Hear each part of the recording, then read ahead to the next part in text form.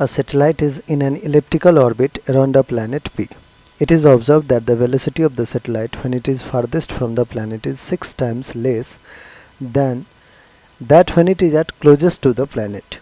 The ratio of distance between the satellite and the planet at closest and farthest point is. बच्चों देखिए, सबसे पहले अपन क्या करते हैं, जो हमारा ऑर्बिट है वो इलिप्टिकल गिवन है तो इलिप्टिकल ऑर्बिट ड्रॉ कर लेते हैं. ठीक है, इलिप्टिकल ऑर्बिट में, ठीक, ये रहा elliptical orbit. Satellite is elliptical orbit around a planet P. Let's say यहाँ पे कोई प्लैनेट है हमारा पी. ठीक है, okay. It is observe that the velocity of satellite when it is farthest from the planet, ये रहा अपोजी और ये रहा आपका पेरिजी पोजीशन, ये फारदेस्ट है.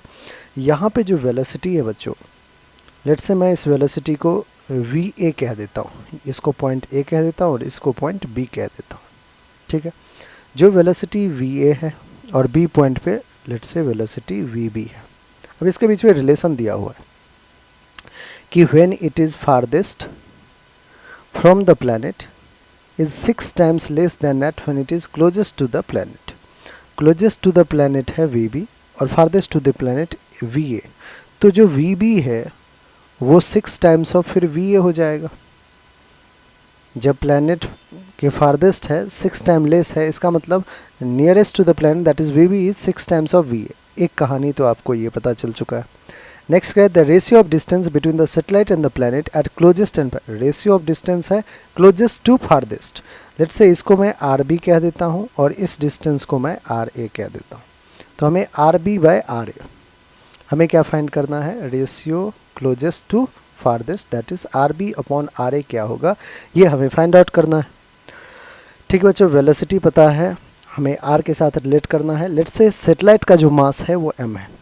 क्या नेट एक्सटर्नल टॉर्क कोई एक्ट नहीं कर रहा है प्लैनेट और सैटेलाइट सिस्टम पे? नहीं कर रहा है.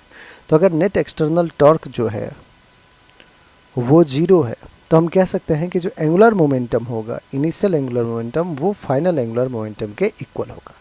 That is angular momentum will remain conserved.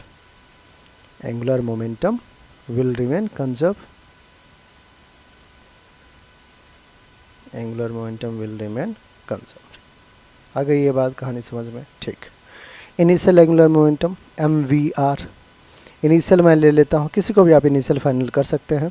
Let's say ए वाले को ले लेते हैं अपन, एल एट ए लिखते हैं. मास एम वही रहेगा, velocity at A V A और आर ए हो जाएगा एम वी आर. ठीक है, साइन थीटा, वेलोसिटी आर के बीच में 90 है तो एम वी आर साइन 91 हो जाएगा, which is equals to mass M velocity at B V B और आर बी. अरे बच्चों कुछ कैंसिल आउट हो जाएगा, हमारा एम से एम कैंसिल आउट हो जाएगा.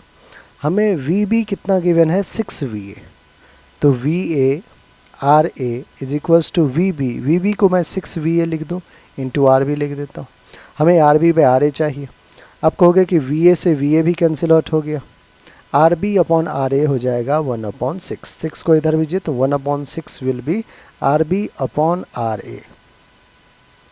R B upon R A क्या हो जाएगा, 1/6. 1:6 कौन सा ऑप्शन है, ऑप्शन ए. और यही हमारा क्या है, बिल्कुल करेक्ट आंसर है.